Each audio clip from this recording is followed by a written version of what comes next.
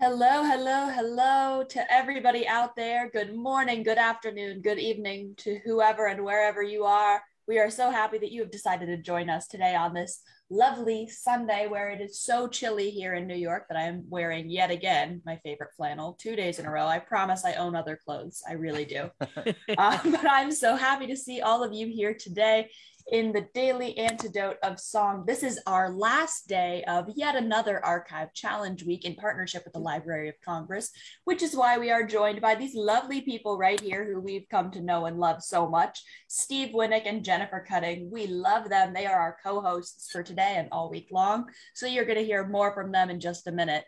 And of course, you will notice today we are being graced by the presence of Dr. Ysaye Barnwell, another dear friend and just such a, she has been here so much with us in the Daily Antidote. She is an old face here, but a young, beautiful face everywhere else. And let's go ahead and say hello to everybody out there on Facebook Live. Hello to all of our friends. We can't see you, but we know you're there, and we're so happy you are. And of course, a big hello to everybody here in the Zoom room with us. Hello to Joe Rossi, who is still out of town. And hello to hi, Jim Harkless. Hi. Hello to Hoda. Hello to Amanda and Miles in Michigan. Hello to Bonnie in Boise, Idaho. Hello to Mabel and perhaps Bob somewhere. And perhaps some cinnamon bears. Yes, there they are. Hello to Annette.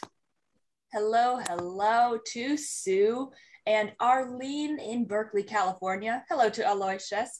Hello to Susan G. Hello to Rosie. That is such a cool way to spell Rosie, by the way. I love that. Hello to Karen in Oregon. Hello to Jenny. Hello to Storm. Hello to Gary. There's Bob. He's got his own screen today. Hey, Bob. Hello to Kathy in Virginia. Sarah in Texas. Trish in Victoria, British Columbia. Christiana. And we say hello to Bob, too, if he's in his own screen or not. Either way. Hello to Carolyn in Boise. Luda and Mark in Victoria, BC. Toby. Hello, Brian. Hello to Cricket and Fred in Silver Spring. Hello to Anne in Maryland. Steve and Michelle. Hello to Ruth in Birmingham, England. Penny and Ralph, also in Victoria.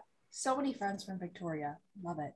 Hello to Elizabeth, Susan in Seattle, Kirsten, hello. Hi to Deli. Hello to Anne in Nashville. Hello to Rosalie in Michigan, Martha, and hello to Anne in Knoxville, Carol J in Connecticut, Dorothy, Becky in BC, and Elizabeth again.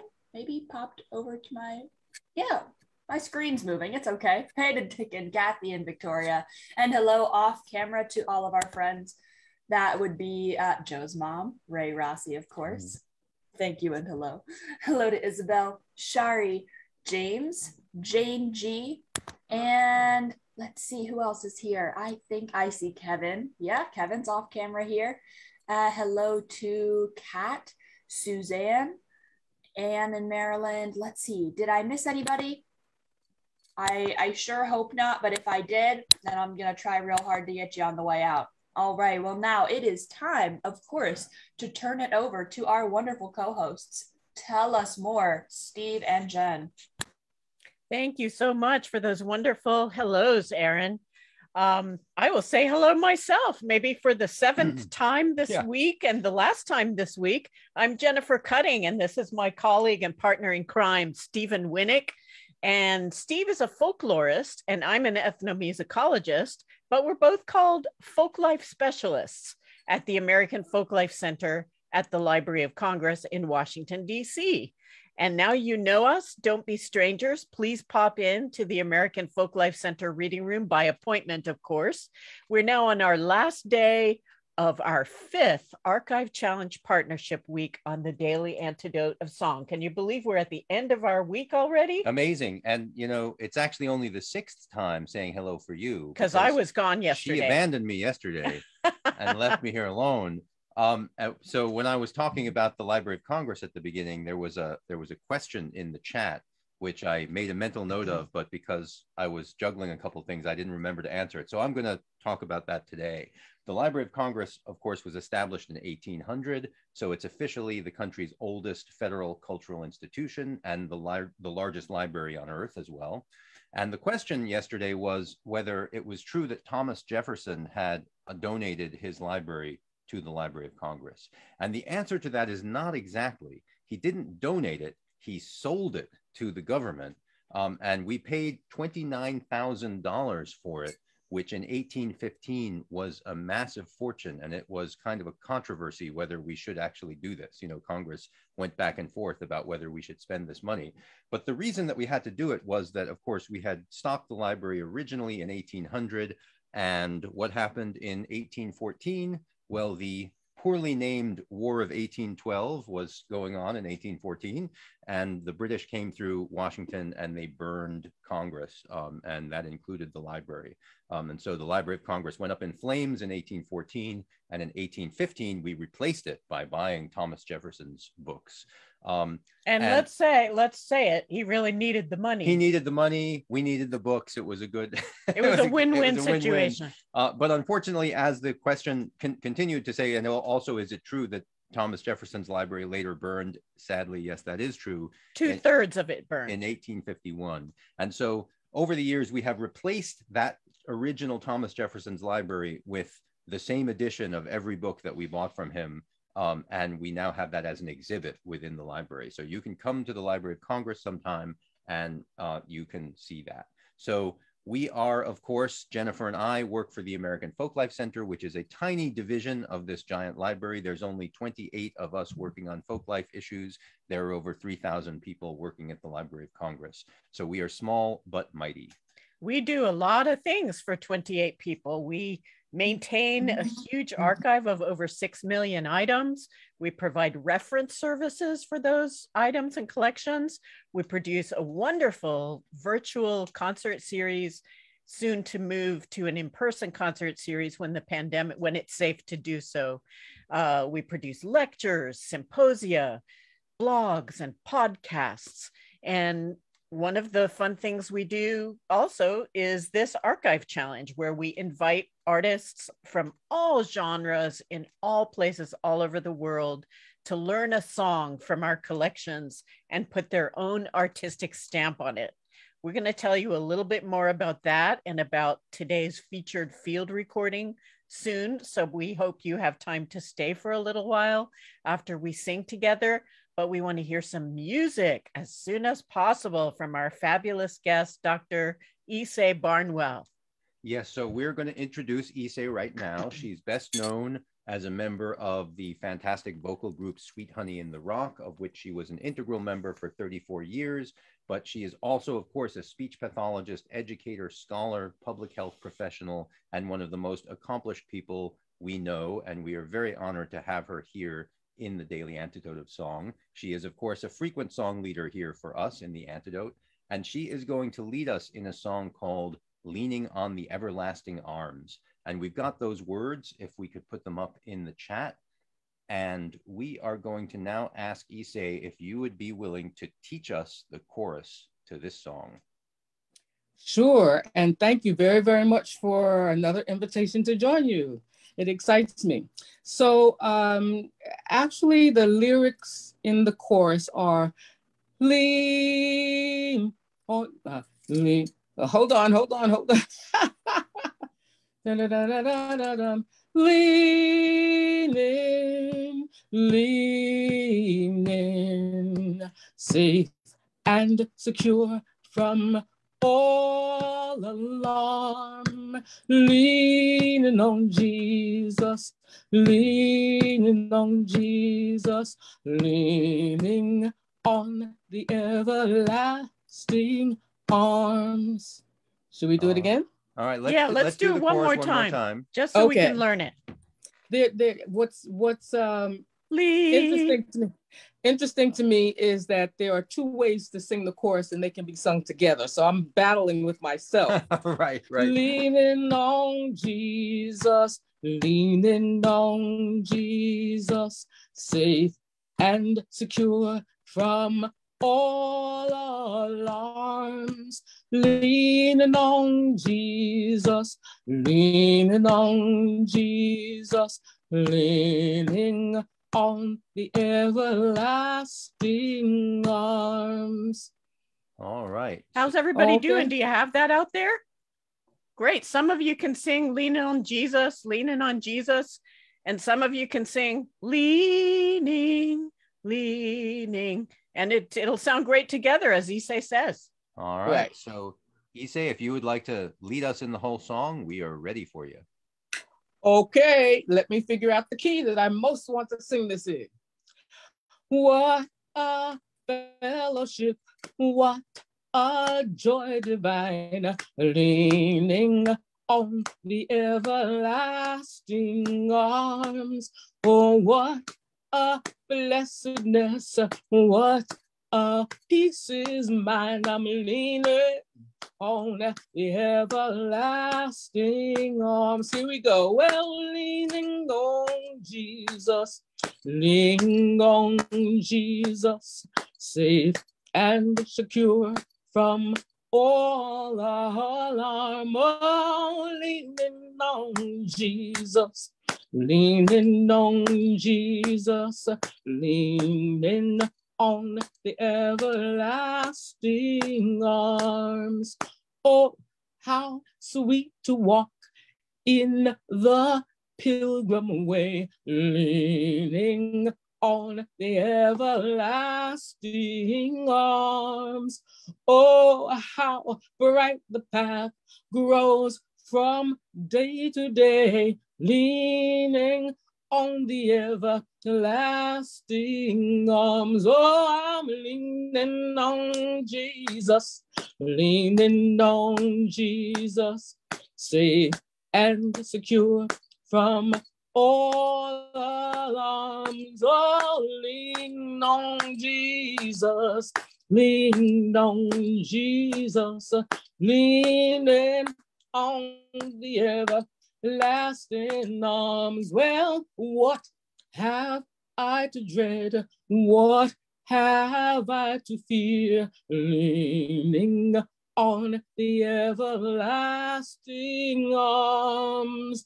I have blessed peace with my Lord so near. I'm leaning on the everlasting arms. Oh, lean on Jesus, lean on Jesus, safe and secure from all alarm. Well, leaning on Jesus, I'm leaning on Jesus, leaning on the everlasting arms. One more time. Leaning on Jesus, I'm leaning on Jesus, I'm safe and secure from all alarms. Oh, I'm leaning on Jesus, I'm leaning on Jesus, I'm leaning on the everlasting arms. Oh, wonderful. Ysaye, that was fabulous. Oh, thank you. Oh, my goodness. I used to play that hymn in church. I worked my way through music school as a church organist in a Methodist church. Wow. And let me tell you, we never had that much fun with it as you just had with it today. I loved all that syncopation and the clapping and all the melody variations. Oh, my goodness. I wish we'd had that much fun with it in the church I played in. They're a grown-up Baptist. That was fabulous. So let me tell you a little bit about Leaning on the Everlasting Arms. Not much, just a bite-sized amount of information. It was written by the words were written by a minister called Elisha Hoffman. And Elisha Hoffman wrote more than 2,000 gospel songs. Wow. He was from Pennsylvania, but it ended up working in a couple different towns in Ohio. It was the words to Leaning on the Everlasting Arms were inspired by Deuteronomy 33:27, the scripture that said, "The eternal God is thy refuge, and underneath are the everlasting arms. Oh. So now we would like to play for you the field recording that inspired Ysaye's beautiful singing of this hymn. This comes from a session recorded in 1983 in Port Norris, New Jersey. And the singers were a group of oyster shuckers who were singing in their free time, recorded by our field worker, Mary Hufford. They were doing all kinds of things. They were singing their favorite songs. They were talking about cooking their favorite dishes, and they just had a great old evening together. So let's hear the oyster shuckers of Port Norris, New Jersey, singing Everlasting Arms. What a fellowship, what a joy divine, leaning on the everlasting arms. What a blessedness, what a peace in mind, leaning on the everlasting arms. Well, we are leaning, yes, we are leaning, oh, safe and secure from all alone. Well, we are leaning, so leaning, oh, we're leaning on the everlasting arms. Oh, isn't that beautiful? Beautiful. So again, You know what that reminds me of? What It he reminds said? me Say? of growing up in the Baptist church, Mhm. and it would sort of start out very slow. Yes. Uh-huh. And then the rhythm would start to increase, and by the end, leaning on Jesus, I'm leaning on Jesus, I'm safe. It was really amazing. That happens in this recording too. They don't get quite that fast, but they get faster as they go on. So it's exactly that same tradition. And again, these were maritime workers in New Jersey. A little secret about me is that before I came to the Library of Congress, I was one of the regional folklorists for the state of New Jersey. And my region was in the southern part of New Jersey, just bordering on where Port Norris is. It's along the north shore of the Maurice River, just by where the mouth of the river is in the Delaware Bay. And the primary economic driver of the town until the 1950s was oystering. And there's actually a town right next door to Port Norris called Shell Pile, which is named after a giant pile of oyster shells that is outside the shucking shack. So that's how important oysters were in this region. In the 1950s, there was an oyster blight caused by a parasite, which killed a lot of the oysters in the bay. And the oystering profession got much smaller, but there are still some folks who are able to do it. And many of the oyster workers are and always have been African-American in this little maritime community. So this recording was actually made before my time in New Jersey. I was a teenager when this recording was made in the 80s. But one of the field workers, Rita Moonsamy, was actually one of the people who hired me to work there. So it's kind of nostalgic to hear some of her work. And the other field worker, Mary Hufford, was Jennifer's longtime colleague at the American Folklife Center. So we both have sort of connections to the folklorists involved in this recording. And I have some nice connections to the region. So it feels good to hear this recording. Yeah, it's like a homecoming for us hearing these field recordings from the Pinelands Folklife Project. And we should say from its founding in 1976 to the mid 90s, the American Folklife Center focused on field projects, sending collectors all over the country to record and document traditional culture. And for the last few years, we've been working so hard to get all of those field projects online. And this New Jersey Pinelands project is the latest one to go up. It only went online just a few weeks ago, which is why we're thrilled to have Ysaye singing a song from that collection from these oyster shuckers in Port Norris. And we're going to put the link up in the chat so you can explore the collection. There's all kinds of great music in and more. There's all kinds of traditional culture, but for the music, there's wonderful bluegrass and old time and gospel. So please explore this collection. Aaron, if you could put up the collection for Pinelands Folklife Project. It starts with www.loc.gov/collections Pinelands Folklife Project.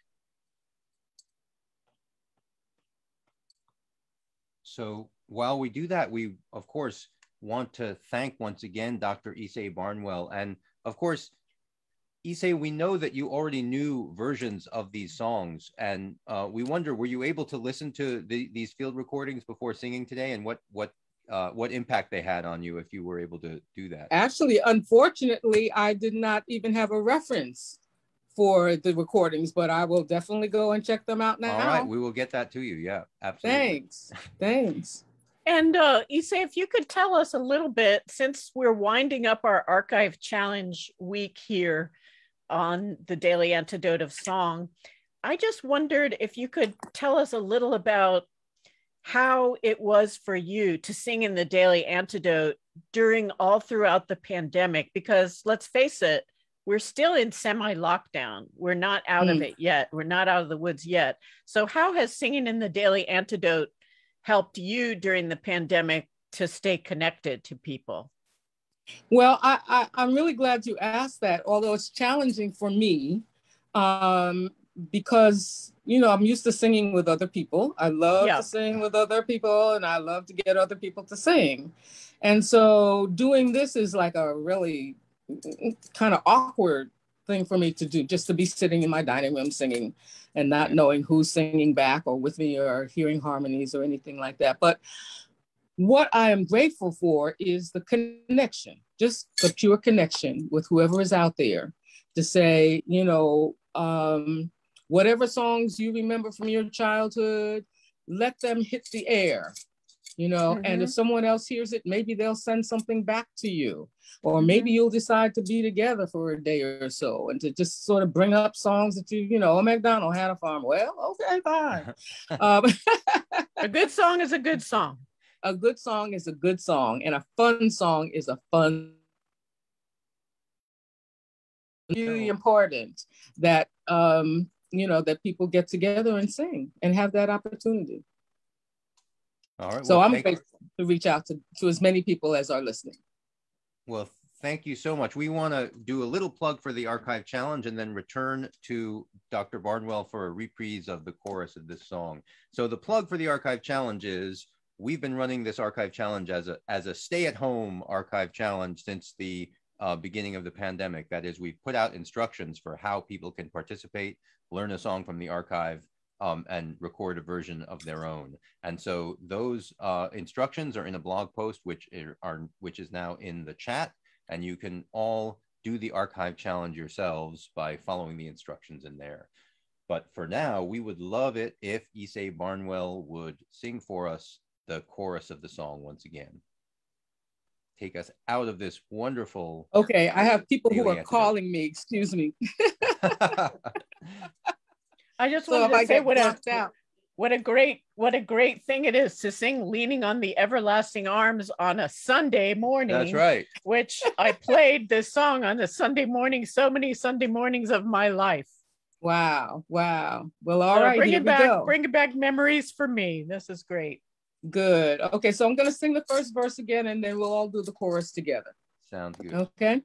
What a fellowship, what a joy divine, well, leaning on the everlasting arms. Oh, what a blessedness, oh, what a peace is mine, just leaning on the everlasting arms. Oh, we're leaning on Jesus. We're leaning on Jesus. We're safe and secure from all alarms. Oh, we're leaning on Jesus.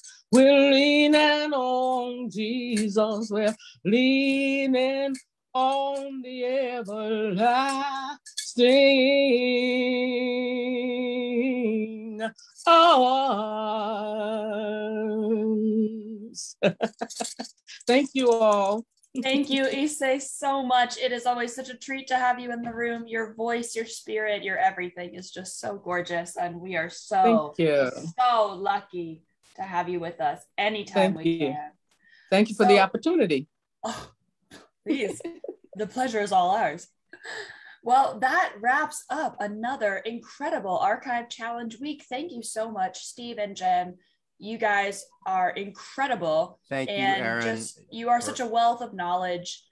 And I don't know, I feel like we all always leave these Archive Challenge weeks so much more cultured, so much more aware, so much more, I don't know, just, yes, we have requests for Figgy if he's around. Oh, can you see if you can find Figgy? If you want to grab Figgy while we right. start the goodbyes. And in the meantime, I will just say thank you to Aaron, thank you to Jojo, and of course, thank you to the wonderful Dr. Ysaye Barnwell. Also would like to thank Carpe Diem Arts and Busy Graham, if she's in the room or even if she's not, for helping us to run these wonderful programs, including the Daily Antidote of Song. Just such a joy for us to be involved in this. So thank you all. Thank you. Thank you so much. We will wait for Figgy because, you know. Here he comes. Here he comes. Here he comes. Here's the picture. Figgy. Figgy, the archive cat. Figgy. He's leaning on the everlasting arms himself. He sure is. Oh, look. Amanda and Miles are holding up another not so archive cat. Oh. But a beautiful cat, nevertheless. All right. Well, this has been a fantastic week. I can't think of a better way to wrap it up.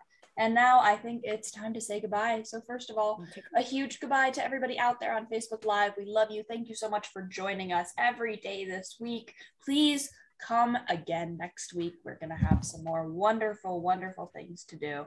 So we will see you then.